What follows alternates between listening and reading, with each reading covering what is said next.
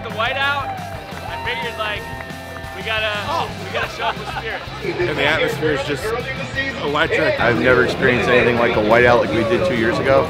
It is the best place for college football.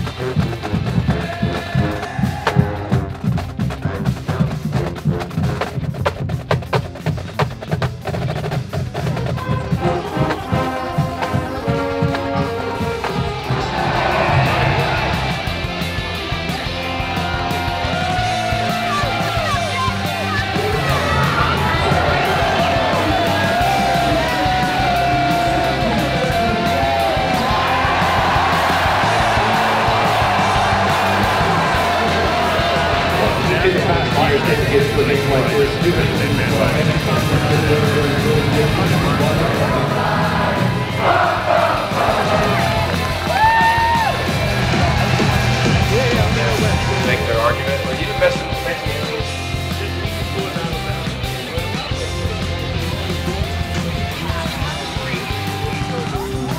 Last week,